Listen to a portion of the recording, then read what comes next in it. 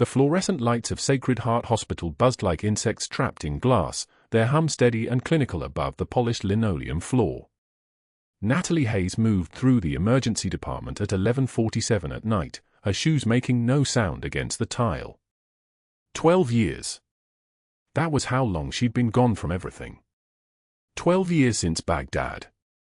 12 years since the extraction.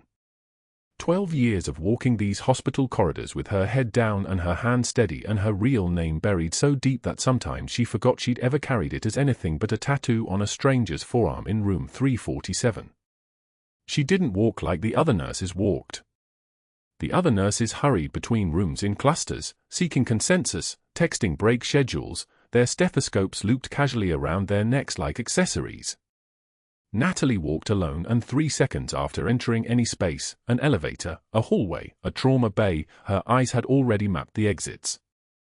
Old habit. Old training. The kind of training that lived in muscle, not memory. Her chart was perfect. Every supply ordered by the book. Every notation in black ink with a date and time and her initials small and precise at the bottom right. No deviation. No shortcuts. No attention. That was her strategy. That was her armor. She paused at the medication dispensary, her fingers moving through the cabinet with practiced efficiency. The 4 lines were counted and restocked. The push medications were logged. The narcotic count was exact to the milligram. Behind her pressed scrub sat a pair of combat boots wrapped in plastic in her locker, tucked behind a lunch box containing the same thing it contained every shift, a turkey sandwich she didn't eat and water she did. Those boots had walked through Fallujah. Those boots had carried her 3 miles through terrain that had a name she still didn't speak aloud.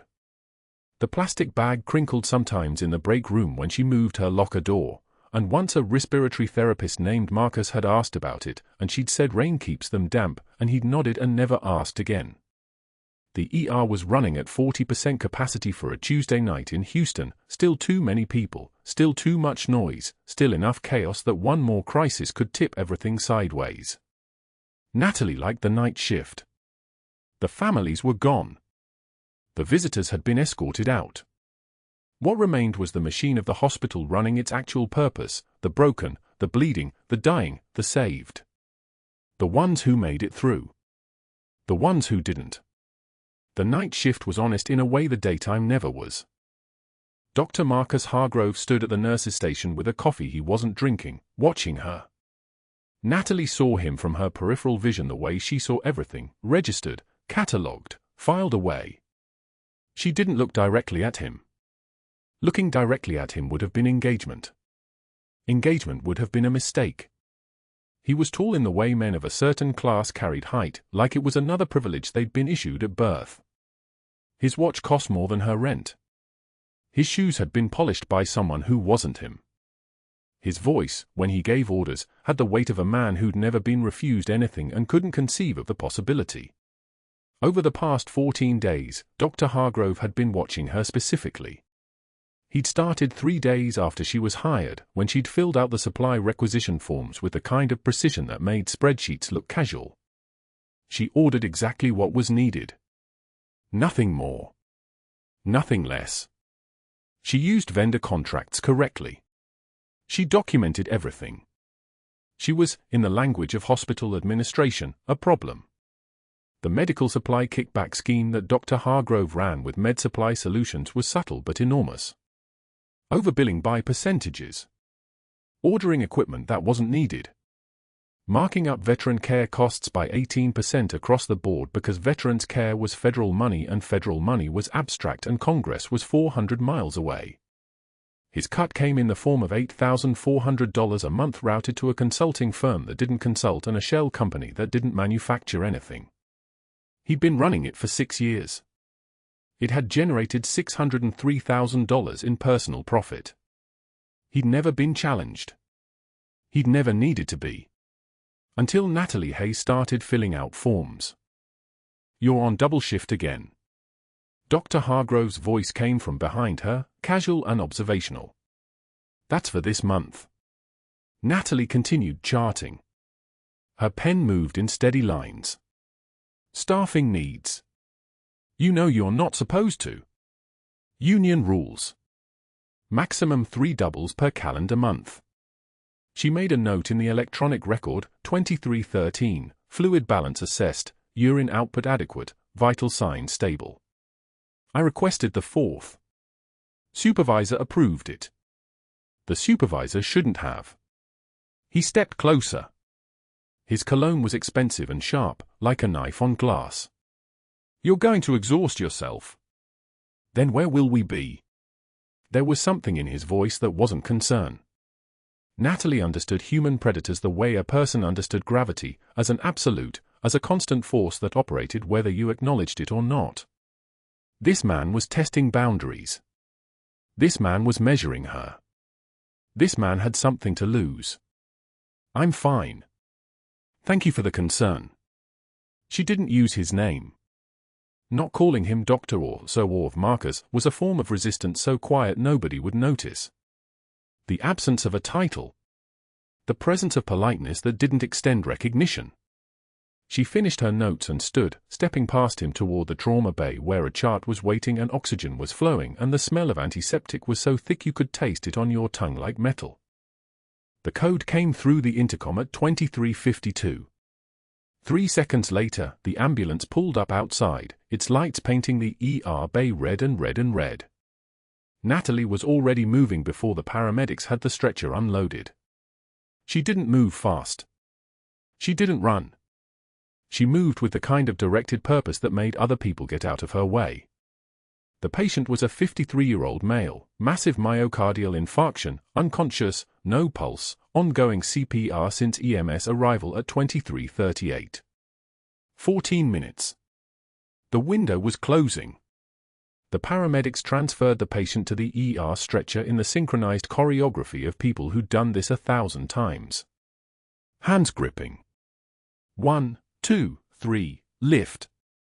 The patient's body moved like meat. Like weight. The heart monitor screamed a flat line that sounded like surrender. Dr. Hargrove arrived at the bedside with the residents trailing behind him, and he took the role he always took, authority without presence. Charge to 360, he ordered. Push one of epi. His hand stayed in his pockets. His shoes stayed clean. This was his hospital, but he never actually touched the dying. Natalie moved to the patient's head, and her hands, scarred hands, hands that had held tourniquets and weapons and human flesh bleeding out in Fallujah heat, assessed the airway. Blocked. Secretions. Tongue-compromised airway positioning. She moved with the terrifying fluid precision of someone for whom this was not new, for whom this was simply a problem requiring a solution, and her hands knew every answer. She reached for the equipment tray without looking. The laryngoscope. The blade. The endotracheal tube in size 8.0. Muscle memory. Not hesitation. Not doubt. I've got the airway, she said. I'm aware, Dr. Hargrove said. Proceed. She intubated in 23 seconds. The tube positioned perfectly. The balloon inflated. The patient ventilated now by machine instead of his own failed heart, and his oxygen saturation began to climb. 68, 72, 78, 84. The chest compressions continued. The resident with the paddle stood ready. This was the dance. This was the work. This was what the night shift actually meant. 12 minutes earlier, in a place that didn't exist anymore except in her muscle memory and her dreams that wouldn't let her sleep, she'd carried Sergeant Marcus Webb 3 miles through terrain that was trying to kill them both. His blood had soaked through her uniform. His weight had nearly broken her ribs. The extraction point was forward and the enemy was everywhere, and the decision had taken approximately 0 seconds, forward. Just forward. Always forward. His arm had wrapped around her shoulders, and he'd been conscious enough to see her face, and later, when he'd woken up in Landstuhl Regional Medical Center with half his left hemisphere reconstructed, he'd asked the nurses for her name, and when they'd told him, Senior Chief Petty Officer Natalie Hayes, he'd somehow convinced a tattoo artist 3 days after discharge to ink her name across his forearm in letters an inch tall because some debts couldn't be repaid. They could only be worn. She didn't know that Sergeant Marcus Webb was in room 347. She hadn't looked at the name on the wristband carefully enough. The hospital was large and anonymous and full of patients, and the past was something you didn't permit yourself to recognize unless it announced itself with sirens and light. The patient's heart found rhythm. Sinus. Regular. Strong. The resident who'd been standing by the defibrillator made a sound like relief, and the attending resident crossed his arms, and Dr. Hargrove nodded as if he'd ordered all of this to occur correctly, which of course it had, because he'd given the commands and the commands had been followed, and that was how causation worked to people like him. "Get him to cardiology," Dr. Hargrove said. "STEMI protocol. This one's going to make it." Natalie was already extubating the patient, securing the tube, preparing the transfer without being asked. Her hands moved through the procedure without hesitation or uncertainty. Nothing in her expression changed. Nothing in her body language suggested she'd just pulled a man from the edge of death using techniques that most nurses train for and few actually performed. She simply stepped back and let the residents handle the next phase, the way she always did, the way she always would, as long as she could be quiet about it. But that wasn't the worst part of Dr. Hargrove's surveillance. He'd been watching not just her efficiency, but what that efficiency cost him. Every supply she ordered by the book meant less money for his consultants. Every procedure she performed correctly meant fewer insurance questions, fewer billing irregularities, fewer reasons for auditors to examine the charges more carefully. She was, without knowing it, strangling the kickback scheme by simply doing her job exactly as it was supposed to be done. And Dr. Hargrove had made a decision somewhere in the past 14 days that she needed to stop. Not transfer. Not gentle suggestions. Stop. Morning rounds had a rhythm at Sacred Heart Hospital, the kind of predictable cadence that let Dr. Hargrove command attention without raising his voice. He moved through the ER with his two residents trailing behind like satellites orbiting a dying star, their notepads ready, their posture deferential. The fluorescent lights hummed their steady mechanical song above them.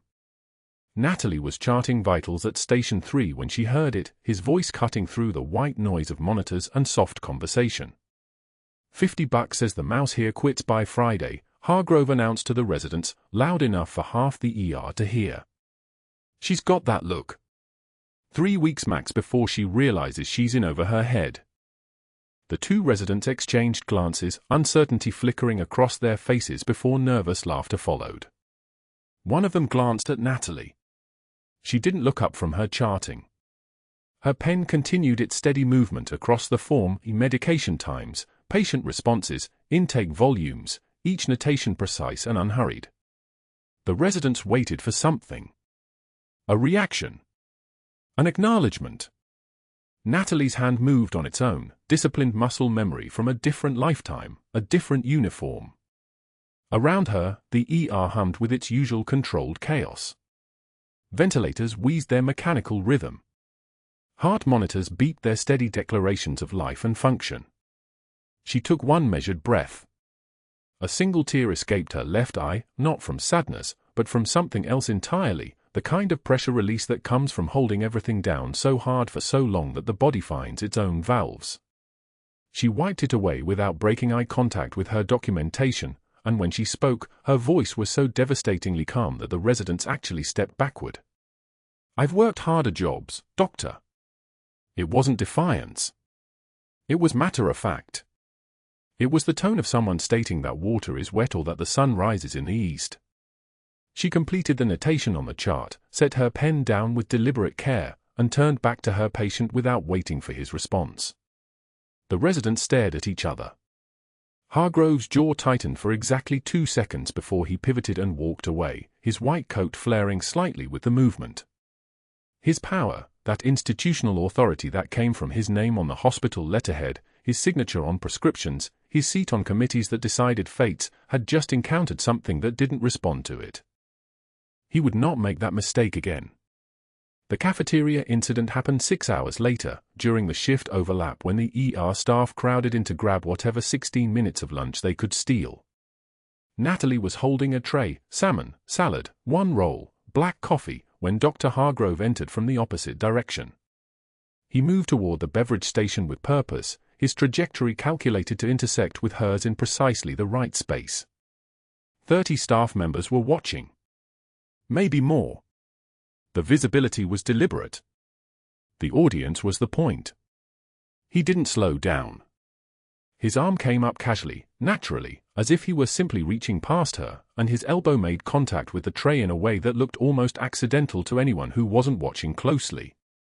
But Natalie had trained with operators who specialized in violence that looked like accidents. She recognized the precision of it instantly. The tray fell. Salmon scattered across the tile floor like a crime scene. The roll bounced twice and settled near a resident's shoe. Coffee spread across the white linoleum in a dark expanding circle, the smell of it, acidic, bitter, the ozone-like tang of industrial brewing, suddenly dominating the entire cafeteria. "Clumsy, sweetheart," Hargrove said, not even turning to look at her. His voice was warm, concerned, the voice of someone genuinely disappointed in another's misfortune. "Maybe nursing's not your calling." The cafeteria went quiet. Silverware paused mid-journey to mouths. Conversation stopped mid-syllable. Every eye in the room shifted to see what the mouse would do. Would she cry? Would she argue? Would she rush to clean it up in a panic, confirming his assessment? Natalie knelt. She picked up every piece of salmon with methodical precision, moving around the spreading coffee, gathering the roll, stacking the broken plate on top of the tray. Her movements were unhurried. Her breathing was controlled. She didn't rush. She didn't tremble. She simply completed the task with the same efficiency she brought to every aspect of her work. When she stood, the tray was balanced perfectly in both hands, and she walked to the trash receptacle, a 15-foot journey that felt like 15 miles, and disposed of everything without a sound. She didn't return to lunch. She went back to the ER. But that wasn't the worst part. The central nursing station at 4:16 p.m. had the entire ER staff within earshot, 7 nurses, 4 residents, 3 techs, and the charge nurse standing right there when Dr. Hargrove approached Natalie at her computer, where she was updating a patient's medication record. He held a patient chart in his hand.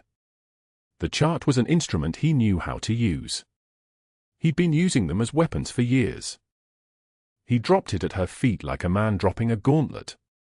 The chart fell open, pages scattering slightly, and the sound of it hitting the floor, that hollow papery impact, cut through every conversation in the immediate vicinity. People turned. Of course they did. This was the moment the entire ER had been waiting for since morning rounds. "Pick that up, sweetheart," Hargrove said, his voice perfectly modulated, the tone of a man speaking to someone who couldn't quite manage adult tasks. "Or are you too delicate for real hospital work?" The nursing station held its breath. Natalie stood. She bent slowly, not rushed, not frantic, not the movement of someone under duress, and picked up the chart. Every page. Every notation. She gathered them back into order with her hands that had held dying soldiers and kept them breathing until the extraction helicopter arrived, hands that had been steady under fire, hands that had learned long ago that speed meant nothing compared to precision under pressure. She stood and straightened the chart against her thigh, and when she looked up at Dr. Hargrove, her eyes were a color that seemed to have no reflection in them. "I've been called worse by better men, Doctor." Her voice didn't rise. It dropped. It dropped so far that people actually leaned forward to hear it, and in that moment, something shifted in the room. The chart was held in one hand, perfectly still. Her other hand was at her side. Her jaw was level. No anger. No tears. No tremor. Just a statement of fact delivered by someone who had survived things that would have hollowed out lesser people. Hargrove stared at her for 3 seconds that felt like 30, and whatever he saw in her face in that moment made him turn and walk away without a word. His power had met something it couldn't move, something that didn't flinch or break or apologize. And that terrified him more than any outburst could have. An hour later, Natalie's teenage daughter Emma came through the ER lobby as a hospital volunteer, still in her silver and blue volunteer vest, having just finished her afternoon shift organizing the donation closet. She'd been in the cafeteria when the tray incident happened. She'd seen her mother kneeling on the floor in front of 30 people, picking up scattered food with the composure of someone doing routine work. She'd wanted to run to her. She'd wanted to say something. She'd done neither, confused and upset in a way she couldn't quite articulate. Now she stood near the nursing station, trying to catch her mother's eye, and Natalie saw her and shook her head once, a small movement, barely perceptible. "Not here. Not now." Emma nodded and turned away, her volunteer vest catching the fluorescent light, and the guilt that Natalie refused to show on her face during humiliation showed for exactly 1 second when she thought no one was watching. At 9:51 p.m., the ER entrance doors exploded inward. Every monitor alarm, every beeping heart rate, every ventilator wheeze suddenly seemed distant and small compared to the sound that came next, a roar that had no language, just rage and pain and something breaking at its deepest point. Security footage later showed a man 7 feet tall, his shoulders filling the doorway like a door himself, his frame twisted with something that looked almost like an animal's distress. His right hand gripped a tire iron. His eyes had the wild, unfocused look of someone whose mind was drowning in chemistry and trauma, someone whose brain was shooting adrenaline and cortisol in quantities that erased rational thought. He screamed in Arabic. The words were guttural, desperate, accusatory, the kind of speech that comes when language itself becomes violence. The waiting room exploded into motion. A woman with her arm in a sling scrambled toward the bathroom. An elderly man fell backward into his chair. The security guard behind the reception desk didn't reach for his radio. He reached for the floor, moving down and backward in one fluid motion of pure animal instinct. A resident who'd been standing near the triage desk turned and walked quickly, not running, because running triggered chase responses in threatened animals, toward the back corridors. Dr. Hargrove dove behind the reception desk with a movement that was all panic and no grace. Natalie Hayes was standing at the medication dispensary, holding a bag of saline that she'd just pulled from inventory. She turned toward the sound. 1 second. That's all it took. Her entire posture shifted like someone sliding a different mask over their face, like a light switch moving from off to a brightness that made the air around her seem to shimmer and change. The nurse who moved quietly and spoke softly and accepted humiliation without breaking eye contact ceased to exist. Something else stepped forward. She set the saline down with careful deliberation and walked directly toward him, her hands rising to shoulder height, palms visible, completely unarmed. The ER staff who were in motion stopped moving. The security guard, half hidden behind the desk, watched. Nobody called 911 because nobody's brain was functioning at the level of abstract planning. The moment had the quality of slow motion even though it was happening in real time.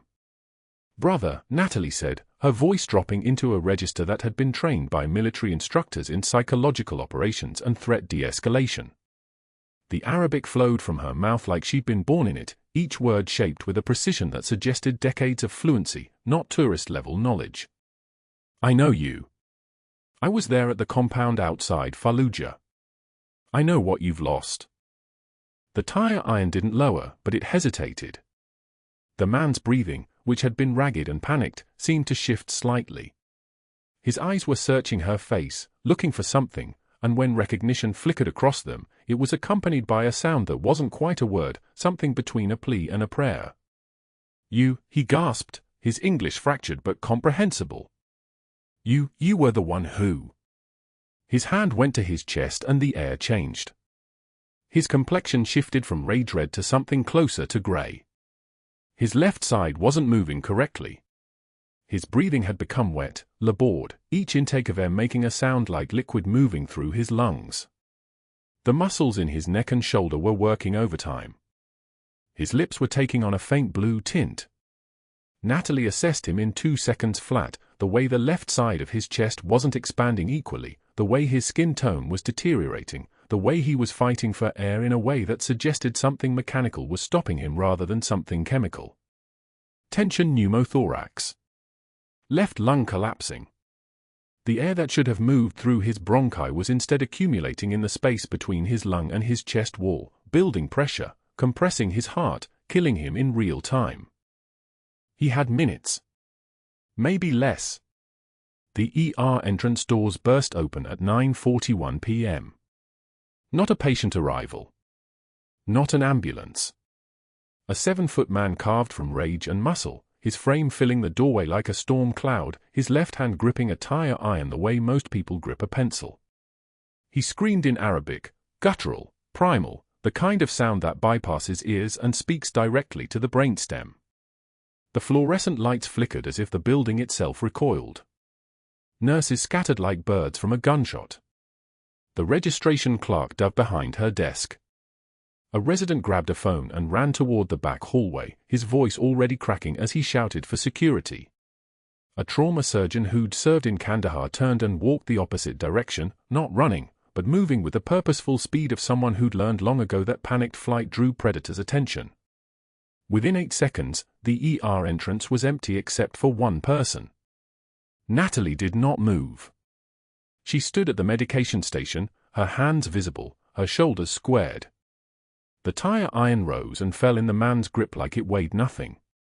His breathing came in ragged gasps, his eyes wide and unfocused, the whites visible all around the iris, the look of someone's nervous system screaming that the world had become a threat. His shirt was soaked with sweat. His left side rose and fell in a pattern Natalie recognized the moment she saw it, shallow, asymmetrical, the breathing of someone whose lung had collapsed. She knew him. The face was older, scarred across the left cheekbone in a pattern that matched a shrapnel wound from an IED detonation.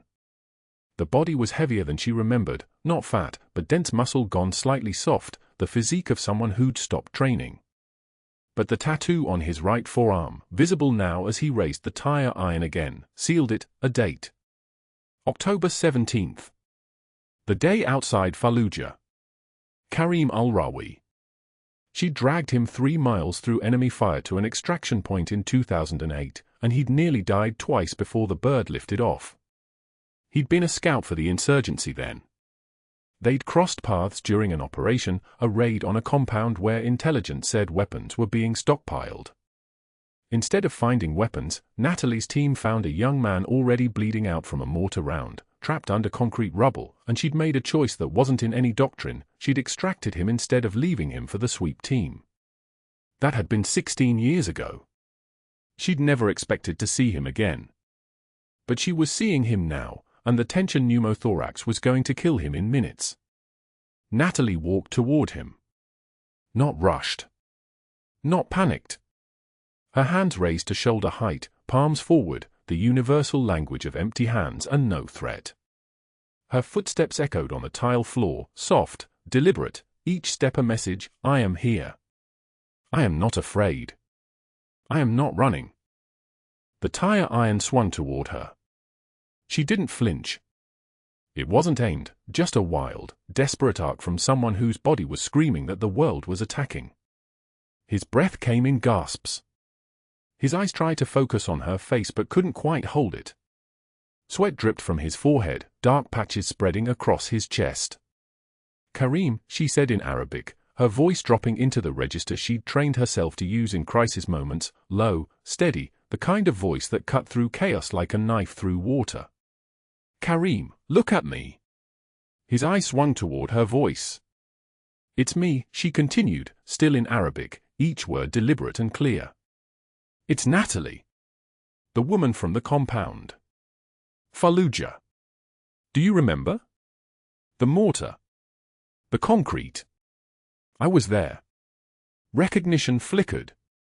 Just a spark, but a spark nonetheless. His breathing remained ragged. The tire iron stayed raised, but the movement became less violent, more like the weapon was simply too heavy for a body that was shutting down. You were bleeding, Natalie said, still advancing slowly, still keeping her hands visible. Shrapnel in your left side. 3 kilometers. We ran 3 kilometers through the fire, and the bird came, and we flew out. The extraction point at the ridge. Do you remember the ridge? His lips moved. No sound. His left side heaved with effort, and his body suddenly listed sideways. The tire iron clattered away across the tile with a sound like breaking glass. He dropped to his knees. Natalie was there before he finished falling. "Stay with me, brother," she said, switching from Arabic to English because the medication she was about to need had English names. Like Fallujah. "You survived that. You survived this." She was already assessing, the skin mottled and pale, the lips taking on a greyish cast, the breathing so shallow it was barely there. Tension pneumothorax confirmed. Maybe 5 minutes before cardiac arrest. Maybe less. "Crash cart," she shouted, and the shout echoed back at her from empty hallways. Nobody came. Everybody was still hidden, still locked in the primacy of their own fear. "I need a crash cart, now." Silence except for Kareem's labored breathing and the distant hum of the ventilation system overhead. Natalie didn't wait for rescue that wasn't coming. She was already moving, not running, but flowing, her body operating on programming that 16 years of civilian work couldn't erase. The nearest supply cabinet was for meters away. She reached it in 2 seconds, yanked it open, and grabbed a 14-gauge angiocath needle with the kind of certainty that comes from hands that remember their own training better than the brain does. Alcohol prep pad. She didn't bother looking for tape or drapes or any of the protocol she was supposed to follow. Protocol got you killed when someone's lung was collapsing in real time. She was back on her knees beside Kareem before he could take 3 more breaths. "This is going to hurt," she said in Arabic, her hands already locating the landmarks, second intercostal space, mid-clavicular line, the exact point where a needle the width of a pencil lead could save his life. "But you've survived worse. We've survived worse." His eyes met hers. For just a moment, recognition crystallized. Not full memory, not yet, but something. The look of a man who understood that he wasn't being abandoned, that someone was staying. She inserted the needle. The hiss of air escaping was the sound of a lung re-inflating, the sound of a man whose body had been slowly suffocating now getting oxygen again. It was the sound of life making a decision to stay. Color flooded back into Kareem's lips within seconds. His breathing deepened. The desperate thrashing stopped. Footsteps thundered from the back hallway. Security arrived with weapons drawn, 2 officers in tactical vests and ballistic helmets, moving with the controlled aggression of people trained to treat an armed intruder as an existential threat. They had weapons raised, trajectories calculated, certainty in their eyes. Natalie stood up and positioned herself between them and Kareem, her body a shield and a barrier and a message all at once. "He's my patient now," she said quietly. "He needs a chest tube and psychiatric evaluation. Lower your weapons." It wasn't a request. It was a command, the kind of tone that didn't come from a nurse, it came from someone whose authority had been earned in places where hesitation meant people died. The security officers exchanged a glance, and something in that glance said they understood they were being spoken to by someone who'd seen worse than whatever they were trained for. They lowered their weapons. EMTs arrived with a stretcher and monitoring equipment. Natalie gave them the report: tension pneumothorax, emergency decompression performed, patient stable for transport, psychiatric evaluation required, and her voice was the voice of someone who'd been giving medical briefings in combat zones. The EMTs didn't ask questions. They just worked.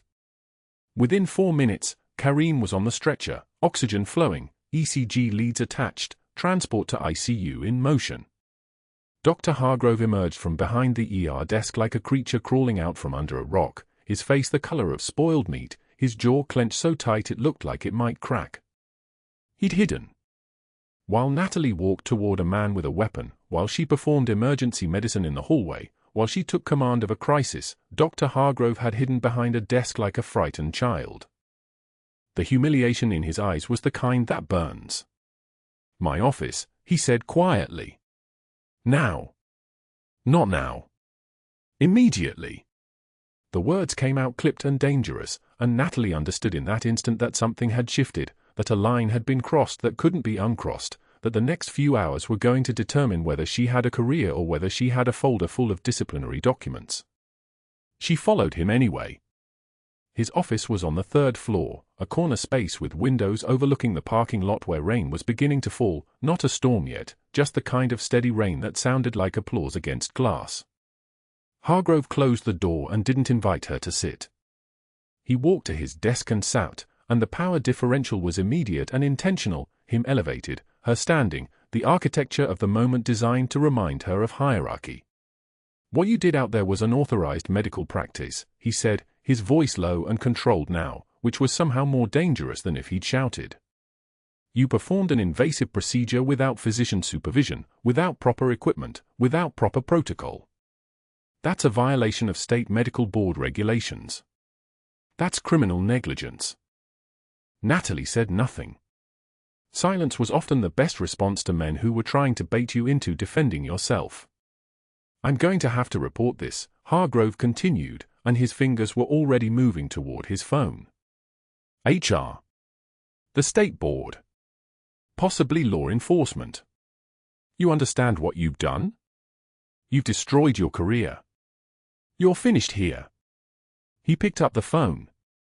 His fingers moved with purpose, dialing, waiting, his eyes never leaving her face, trying to read fear or desperation or panic. Natalie's expression didn't change. It was the expression of someone who'd been in worse positions and survived them. The first call was to board member number 1. Then board member number 2. Then a call to the temp agency to pull her references and support his narrative. Then a summons for an outside HR investigator, a woman named Patricia Chen who arrived within 90 minutes, armed with a recording device and a mandate to document pattern of insubordination and unauthorized medical procedures. By midnight, Natalie was suspended without pay. Security escorted her from the building, her badge already deactivated, her access to systems already revoked. The efficiency of it was almost impressive. Hargrove's network moved like a machine designed specifically for destroying people. She drove home in silence, her worn combat boots on the passenger seat, the only piece of her military identity she'd kept visible, sitting there like evidence of a life she wasn't supposed to have lived. The apartment was dark when she arrived. Empty. Just the sound of rain hammering the windows and the certainty that everything had just changed. The catheter needle caught the fluorescent light as Natalie's hands moved on their own. 7-foot frame collapsing. Tire iron clattering against tile. The sound of a weapon hitting the ground always sounded like surrender. But Karim wasn't surrendering to fear, he was drowning in his own blood. His left lung had collapsed inward, the pressure building like a fist closing around his chest. Tension pneumothorax. She'd seen this in Baghdad. She treated this in Baghdad. She recognized it now in the way his jaw locked, the way his one good eye, the other scarred shut from shrapnel, searched frantically for air that wouldn't come. 60 seconds until cardiac arrest. Maybe 90 if he was lucky. Natalie was never lucky. She was prepared. She dropped to her knees beside him, her scrubs already soaked from the rain outside and the sweat inside. "Stay with me, brother." The words came out in English, but her hands remembered Arabic, the language of muscle memory and muscle tissue and the specific geometry of saving lives in places where nobody came to help. She didn't ask permission. She didn't wait for a doctor. She didn't announce what she was doing because announcing things got people killed and Karim was already dying. The 14-gauge angiocath needle was in her pocket. Every night shift nurse at Sacred Heart carried one, protocol, standard safety equipment. But Natalie carried hers sharp and ready, the way she carried everything, prepared for emergency, calibrated for crisis. She found the second intercostal space, mid-clavicular line, the anatomical landmarks burned into her memory from 12 years of field medicine and 3 tours where death was less an abstraction and more a colleague you worked with every shift. Pressure. Angle. Insertion. The needle went through skin and muscle and pleural membrane like a surgeon's signature. She felt the resistance give way. The hiss of air escaping, that sound, that exact sound, was the sound of Karim's left lung re-expanding, the pressure releasing, the pneumothorax decompressing at the speed of physics and necessity. Oxygen climbed immediately. She could see it in the color returning to his face, the frantic searching in his eyes settling into something that resembled breath. In. Out. In. The rhythm of a man remembering how to live. "Stay down," she said, and her voice had dropped an octave, the way it always did when the switch flipped from civilian to something else. From nurse to what she'd been before she became a nurse. Don't move until they secure you. Security was pounding down the hallway now, radios crackling, boots on tile hitting like a countdown timer. 3 officers, then 5, then the full response team flooding the emergency room like they'd been waiting for permission to care. Kareem was alive. Stabilized. His breathing came easier now, each exhale slightly less desperate than the last. She'd done this twice now, saved him twice. Once in a crumbling building in Fallujah when IEDs and crossfire and the specific mathematics of survival meant nothing without someone willing to carry a bleeding soldier 3 miles to extraction. Now here, in a hospital hallway in Houston, Texas, under fluorescent lights and surveillance cameras and the gaze of 50 medical professionals who had all run away. Security took over. They controlled the scene, secured Kareem, prepared him for transport to ICU for proper tube placement and observation. A nurse, not Natalie, started running fluids. A resident checked her work with the kind of careful respect usually reserved for someone who'd just proven they knew exactly what they were doing. Nobody said thank you. Nobody said anything. The silence after a crisis was always the loudest sound in the room. Dr. Hargrove's phone was already in his hand. She saw it from across the hallway, the decision, the pivot, the calculation running across his face like subtitles on a screen she could read fluently. He wasn't thinking about gratitude. He wasn't thinking about the man she'd saved. He was thinking about threat. She was threat. She'd moved outside protocol, outside authorization, outside the chain of command that kept him insulated from consequences. She'd proven she knew more than the residents he paid with kickback money. She'd demonstrated competence in front of witnesses. By dawn, those witnesses would stop talking unless he controlled the narrative first. By 6:48 a.m., Dr. Hargrove had called 3 board members, men he'd golfed with at Wortham Golf Club, men whose practices benefited from his medical supply recommendations, men who owed him favors stacked like cordwood. By 7:15 a.m., he'd contacted the temp agency that had placed Natalie, speaking to someone named Derek who remembered her application, her references, her sparse employment history from before she'd buried herself in night shift work and precision and the kind of invisibility that came from being useful without being memorable. By 8:33 a.m., an HR investigator named Patricia Gomez arrived at Sacred Heart with a tablet and a mandate, document pattern of insubordination and an authorized medical procedures. Build the case. Make it stick. The word spread through the hospital like blood through water. She'd performed emergency medicine without a physician present. She'd used equipment without a prescription order. She'd taken initiative that belonged exclusively to credentialed doctors. Policy violation.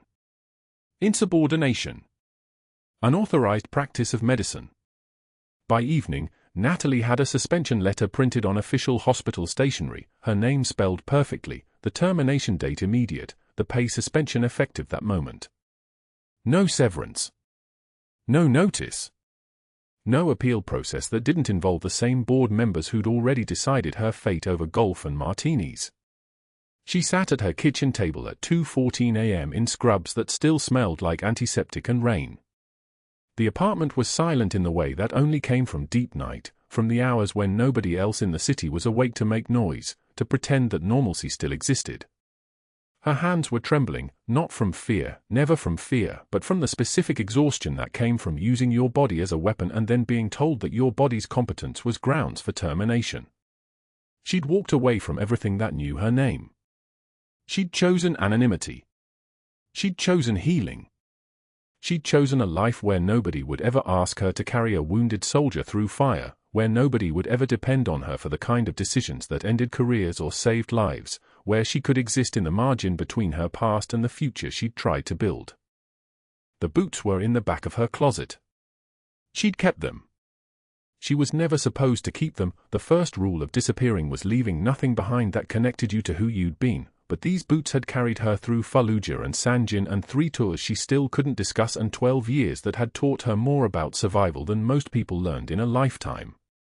She'd wrapped them in a plastic grocery bag and buried them under winter coats she never wore, and tonight, at 2:14 a.m. with suspension papers on the table and her career burning down like a controlled demolition, she pulled them out and set them in front of her like an accusation. Like a question. Like an answer to a question she'd been running from since the day she decided to stop being Senior Chief Petty Officer Hayes and start being just Natalie, night shift nurse, meticulous, invisible, safe. The footsteps on the hallway floor were Emma's. She recognized the rhythm, the barefoot shuffle of her 16-year-old daughter moving through darkness without turning on lights, the way she'd learned to navigate their small apartment when Natalie worked nights and sleep came in fractured intervals. Emma appeared in the kitchen doorway wearing an oversized hoodie, her dark hair twisted into something between a braid and chaos, her eyes still weighted with sleep and confusion. "Mom, why are you home early?" Emma's voice was soft, careful, the way kids got when they sensed something was wrong but didn't want to make it worse by asking directly. Her eyes landed on the boots. "What are those?" Natalie looked at her daughter, really looked at her, and understood with perfect clarity that there was no answer that didn't involve lying. "Just a bad shift, honey," she said quietly. "Go back to bed." Emma didn't move. She stared at the boots for another 3 seconds, then back at her mother's face, searching for something she couldn't quite articulate. "Did something happen at the hospital?" "Nothing I can't handle," Natalie said, which was true in the way that handled could mean anything from survive to destroy to transform completely. "Sleep. We'll talk in the morning."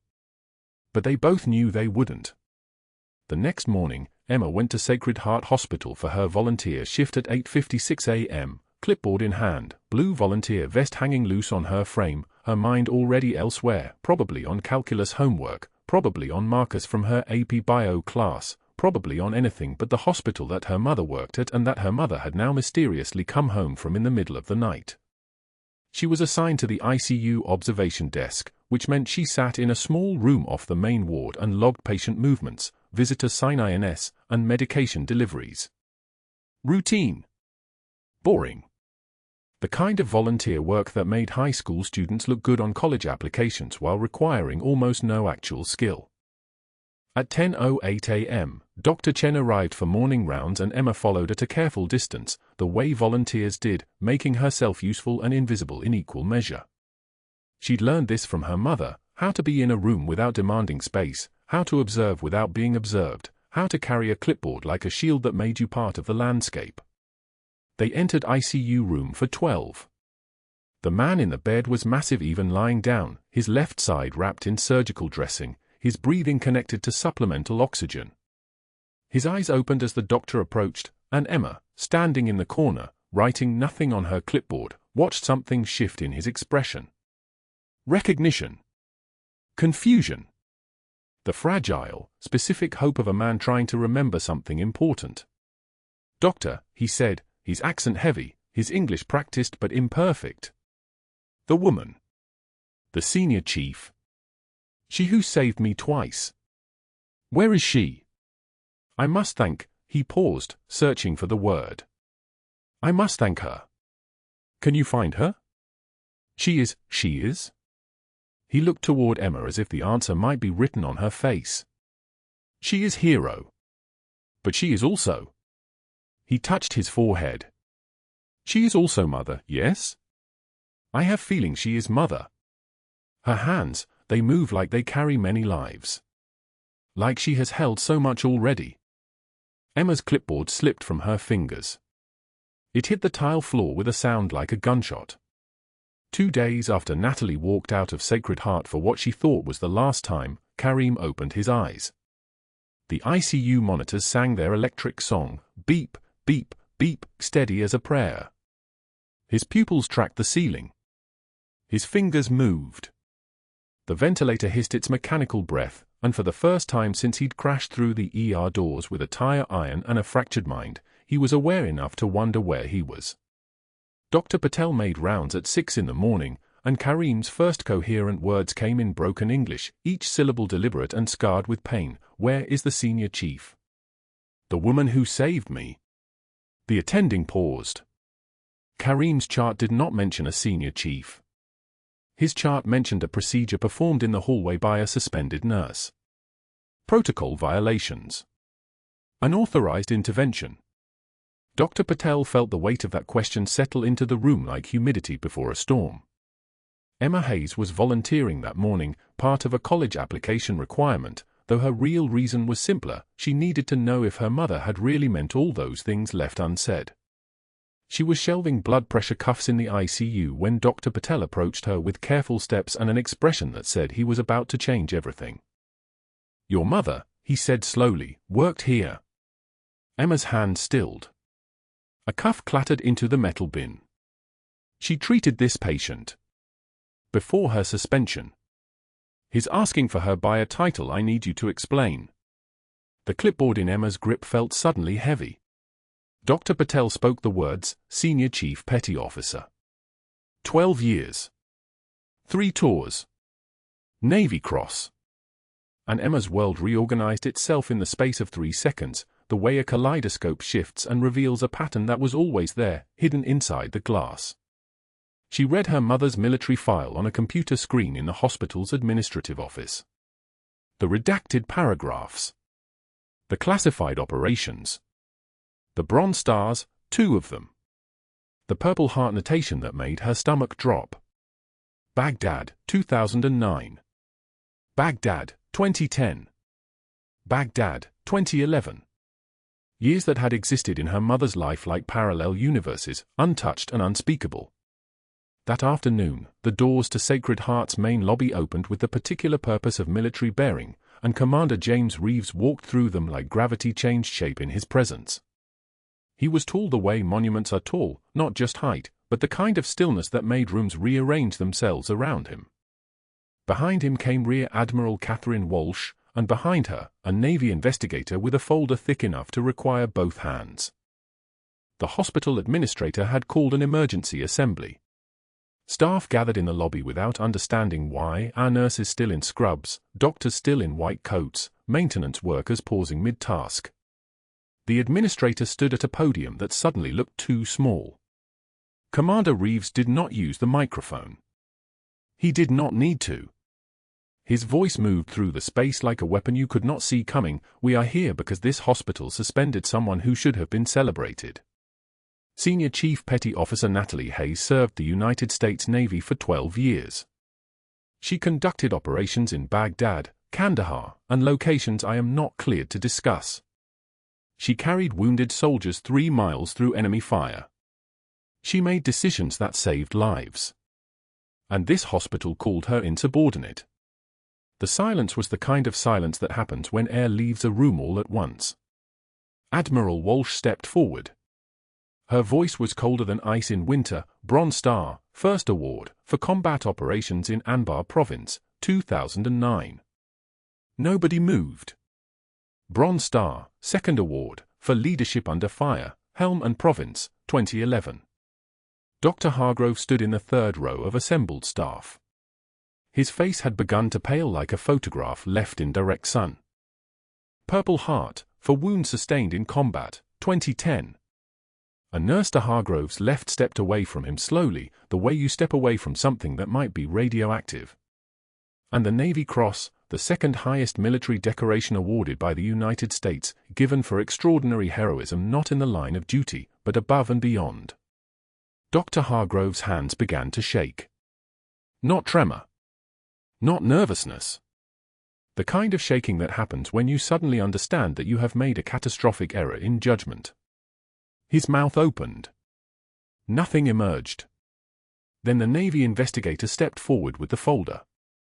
"During our investigation into Senior Chief Petty Officer Hayes' suspension, we discovered financial irregularities in the hospital's supply chain management. Dr. Marcus Hargrove has been falsifying invoices and receiving kickback payments totaling $340,000 from Medicorp Solutions. These payments were made using funds allocated for military veteran healthcare. Federal investigators are seizing his office computers and his personal financial records as we speak. He is being charged with fraud, embezzlement, and theft of military healthcare appropriations." The words hung in the air like shrapnel. A rear admiral in full dress uniform, someone from the Pentagon itself, stepped directly in front of Dr. Hargrove with a folder. His hands moved with the precision of ceremony. He opened the folder. He removed Dr. Hargrove's medical license credentials and, in front of rolling news cameras and the entire hospital staff, he tore them in half. The sound was like thunder. Your credentials are revoked effective immediately. You are barred from practicing medicine in all 50 states and the District of Columbia. You will surrender yourself to the custody of federal authorities in 72 hours, pending trial. Dr. Hargrove's legs buckled. Security moved to catch him, not out of care, but out of protocol. Someone called for a wheelchair. The irony was too perfect to miss. The doctor who had thrown a patient chart at a nurse's feet was now being wheeled out by the same people he had been sure would protect him. Within hours, the board members who had promised to support his fabricated narrative against Natalie began issuing statements of non-involvement. The outside HR investigator, the one Dr. Hargrove had hired to document Natalie's pattern of insubordination, instead reported systematic harassment and retaliatory termination. The evidence was overwhelming. The investigation had taken 36 hours. By evening, Natalie's suspension was formally rescinded. She was reinstated with full back pay, 6 weeks of wages, plus damages. By the next morning, she was promoted to clinical director of Sacred Heart's ER, with complete authority over supply chain management and veteran care protocols. No vote was taken. The decision came directly from the hospital board chairman and the Navy, functioning as a single entity with a single purpose. Natalie came back to Sacred Heart on a Tuesday at 6 a.m. She wore the same scrubs she had worn the night she was suspended, freshly laundered. Her badge had been restored. Her name was already on the directory, clinical director, spelled out in letters that meant something now. She did not go to the ER first. She went to the ICU. Karim was awake, sitting up in bed, his left arm still tethered to an fall line.